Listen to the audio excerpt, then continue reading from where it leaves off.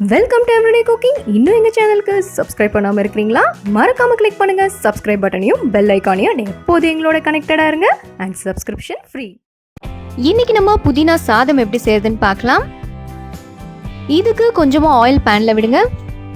இதில் ஒரு 5-6 பல் பூண்டு, ஒரு சின்ன துண்டு இஞ்சி ஆட் பண்ணுங்க. அடுத்ததாக ஒரு 5-6 சின்ன வெங்காயம்.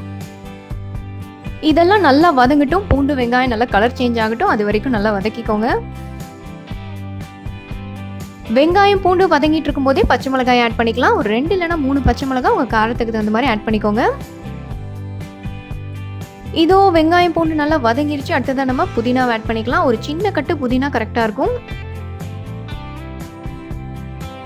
புதினா நல்லா வதங்கணும், அப்போ தான் டேஸ்டாக இருக்கும். நல்லா சுருண்டு கலர் சேஞ்ச் ஆகணும், அது வரைக்கும் வதக்கிக்கோங்க. இப்போ பார்த்தீங்கன்னா நல்லா டார்க் க்ரீன் ஆயிடுச்சு. இந்த மாதிரி வதக்கிக்கோங்க. இப்போ இதை மிக்ஸி ஜாருக்கு மாற்றிடலாம்.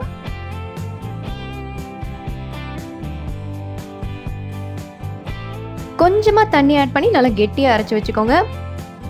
ஸோ புதினா பேஸ்ட் ரெடி. இது ஒரு பக்கம் இருக்கட்டும். அடுத்தது அதே பேனில் கொஞ்சம் ஆயில் விட்டுக்கலாம். இதில் 1/2 டீஸ்பூன் கடுகு, 1/2 டீஸ்பூன் உளுந்து ஆட் பண்ணுங்கள். அடுத்ததாக 1/2 டீஸ்பூன் கடலைப்பருப்பு. கடுகு வெடிக்கணும், 2 பருப்பும் நல்லா வறுபடணும், அது வரைக்கும் நல்லா வதக்கிக்கோங்க.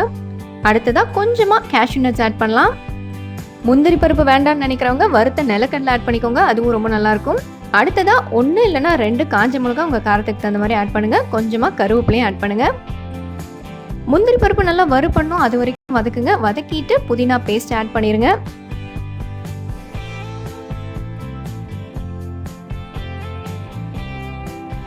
இதை நம்ம இப்போ நல்லா வதக்க போகிறோம். இந்த டிஷ்ஷுக்கு தேவையான உப்பு ஆட் பண்ணிக்கலாம். இதை எவ்வளோ தூரம் நல்லா சுருளை வதக்குறீங்களோ அவ்வளோ தூரம் ரைஸ் நல்லாயிருக்கும். ஸோ நல்லா எண்ணெய் பிரிஞ்சு வர வரைக்கும் வதக்குங்க.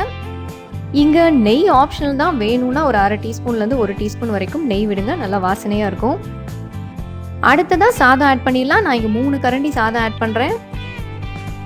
இதை நல்லா கலந்து விடுங்க. ஒரு 2-3 நிமிஷம் நல்லா வதக்கிக்கோங்க. அதுக்கப்புறம் ஸ்டவ் ஆஃப் பண்ணிக்கலாம்.